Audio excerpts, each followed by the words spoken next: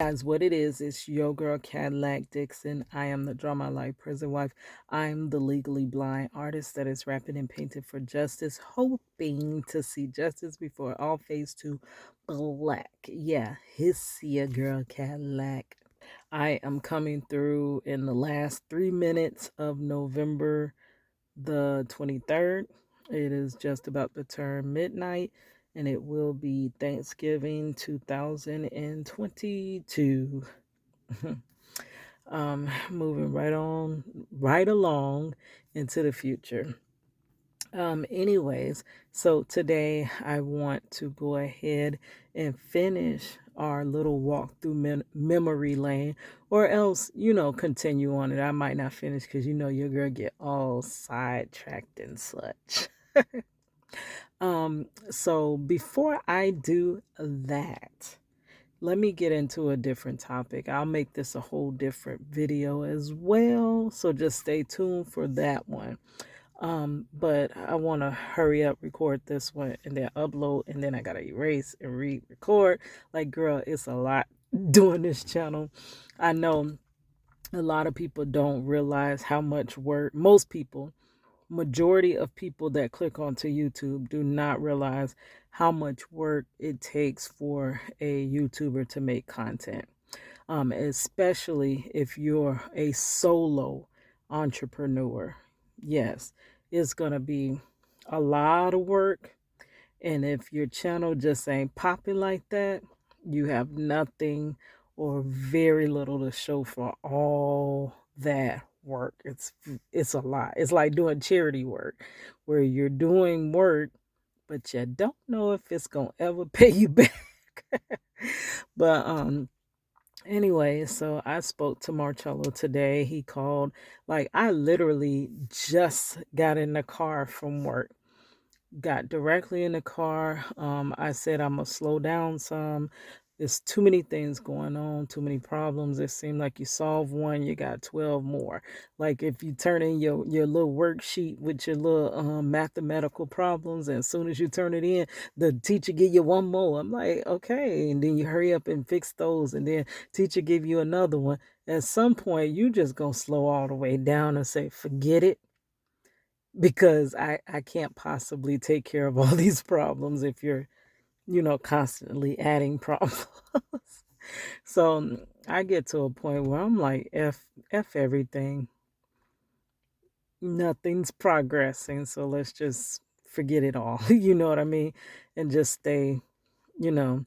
So the way I make it a lot of time is to just ignore my problems, I guess, because when you can't solve them, you might as well ignore them. If not, you're going to be down because you can't solve the problem. So it's best to just pretend like it doesn't exist. Yeah, girl, don't take my advice at all for on that subject, because, girl, I'm going through it. But I'm just telling you how I deal with things.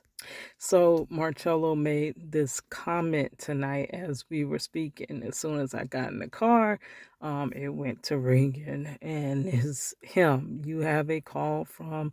Then he states his name, and then I'm like, I just literally sat down in this chair.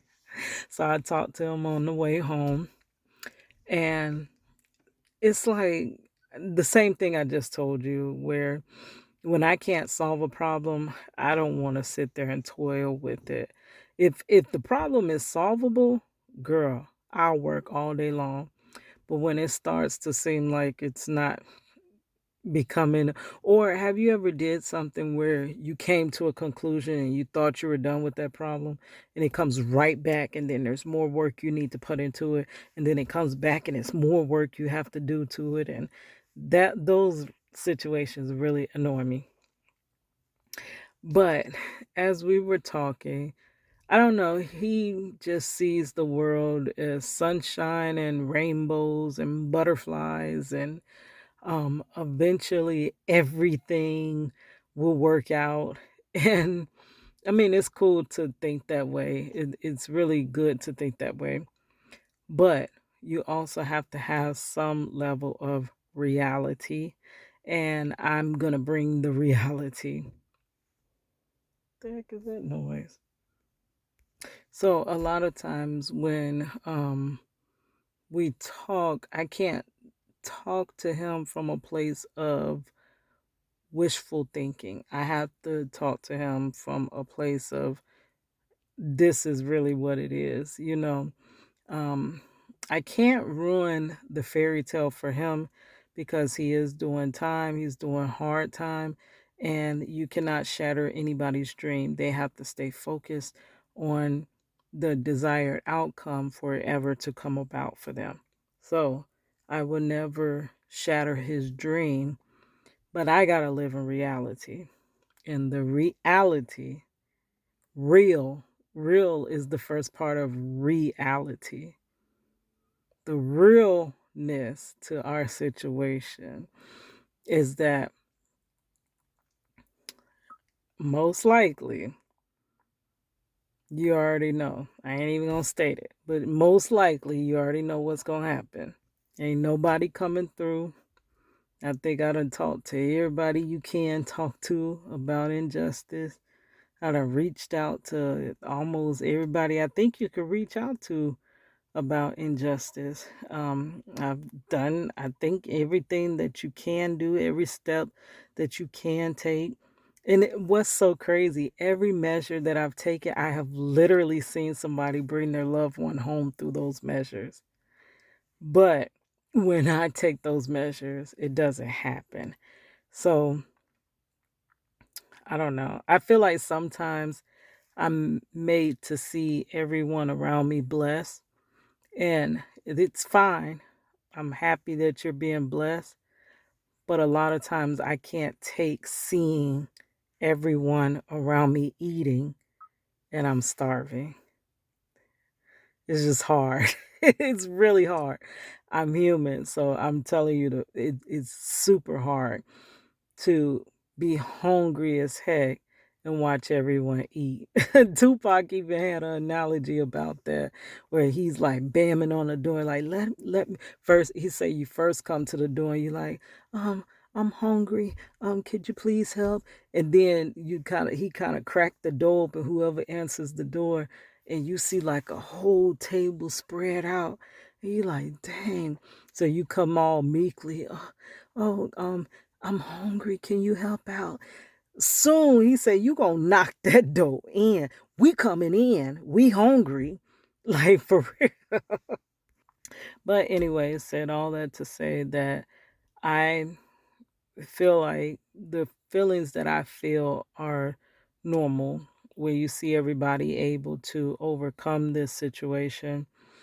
But me, who have been in a situation longer than others, me who husband is wrongfully convicted, and that's not to say he's any better.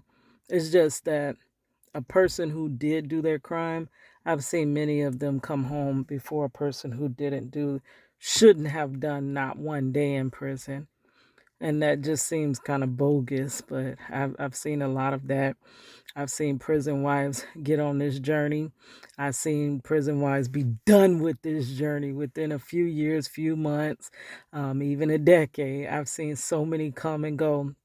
And here's my crazy ass still here, and not, well, I just passed halfway of his sentence, just past halfway. So the only thing that would have freed him would be some sort of miracle. And I don't know if the forecast is right for a miracle. Who knows? I can't cancel them out, but it's not looking like it's not looking like it's gonna happen. So I'm really ready to live in reality. He's not so much want to, but and I can't blame him. I can't blame him because for him, like you said, to keep his sanity, he has to believe in something. Um, because he has nothing else, nothing else really. Um, so he made a statement where he said that I have changed. And I literally, because he was like, this is not the Keita I know. This is not the Keita I know this Keita wouldn't take this, because now when he calls me with issues and stuff like that, I'm like, F it. They win anyway. Ain't no point in fighting them. The DLC, they gonna side with them anyway. There ain't no point in call who? Who the F do we call when injustice is done to us? Nobody. There's no real superheroes in this, in the comic books you might have Wonder Woman, or my character Super Rapping Woman might come up and save you. But in real life, who do you call when injustice is happening? No one. There's literally nowhere you can go. And you'll find that out when you find yourself in a situation of injustice. That's when you'll find out. Because right now, I'm sure if you haven't dealt with injustice, you think justice exists. So I'm not going to bust your bubble either. I'm going to let you live in the land of unicorns and rainbows and stuff. But I told him, yes, I did change. The Keita that started this prison wife journey believed in justice. The Keita that started this prison wife journey believed if I could just get someone to listen to this story, then, like I always said, once you hear this man's story, then this man will be free. The Keita back then thought that it wasn't if it did take money for a lawyer, I'll find a way to get it. I was a go-getter. I was a hustler. I'm gonna find a way to get the money. If it's money involved, I'm gonna figure something out because I'm very brilliant. I'm very talented and I'm not lazy. I will go get it. If it needs to be gotten, I will go get it. Um, that Keita thought that you could change this situation. Now, the Keita, well, Cadillac, I'm sorry, y'all know me as Cadillac, that sits before you today knows justice does not exist. The Keita that sits before you today knows that there really, just like I said, is no one to go to. It's not like you can appeal to the court. The court doesn't stand on justice. It's not like you can go to, like people think you can go to the NAACP and National Action Network. Those people don't give a flip flop about the injustice you going through. I mean, if they do, they don't help. They don't reach out no hand. Only time I see them reach out a hand is when a story is really big in the media. So I was like, okay, I got to get a story big in the media. How do you get a story big in the media? Well, it takes support. It takes many voices. It takes many people coming together for one purpose, for one because they can ignore one voice. They can ignore 10 people. They cannot ignore a crowd of people crying about injustice. So I tried to do that. It's just this Keita, the first Keita thought that it could. And now this Keita knows that you can't. It's just some things you can't change. This land was built on injustice. How and if it does, because I don't want to feel like it'll never come, it'll probably be generations and generations after we're gone. So it's just I know more. With wisdom, you know I know how the system works now. I didn't know back then. I still have faith in it. Um, it was just like when I was doing my music career, and he hates when I bring up my music career because he says he knows that's an issue that really hurts me. But I mean, it does hurt me, but I still want to talk about it. You know what I mean? So, I was really good at music. I have I'm multi-talented. Um, and when I was really like cultivating and practicing my music and this and that, man, couldn't nobody touch me back there. And I just knew it was only a matter of time before I made it in the music industry. Everybody in the streets of Orlando knew who I was. They recognized me everywhere I was going. My music was playing like on college radios. Shout out to DJ Livewire was the first one to play my song Neck Bones and Collard Greens over college radio. I think it was for Rollins College. And then you actually did get spins for that if it was played on college radio. Um, I was passing out my demos, and people don't listen to demos like that, but they literally were asking me for a second copy because they played out the first copy, and it was a lot. It wasn't me telling me my music was good. The streets was telling me my music was good. Like I had grown men saying that they cried after listening to my music. And that's not something normal that you hear after a man listens to a female rapper. So I just knew it was no way I couldn't make it. But I realized soon after that it wasn't even built on my talent. No matter how much I did, no matter how good I got or how good I was always overlooked. I would always be overlooked because I didn't know this is the same Keita at 24 when I started rapping and the Keita at 30 something when I stopped. The Keita at 24 didn't know that the music industry is not built on talent. Had I knew that, why would I even start it? I didn't know that. Just like the justice system ain't built on justice, the music industry is not built on music. It's built on some other ish. So I didn't know that. But within pursuing a music career and pursuing justice, I found out the truth. And once you really know the cold hard truth, you start thinking there's really no way. Yeah. So I don't know. Just like I said, when an issue bothers you, I'm to the point where I don't even want to be bothered with it. So let's brush that to the side, all the way to the side. Um, like I said before, I guess he come home when Jesus come back. Whenever Jesus come back, I guess that's when Marcello Jackson will be free.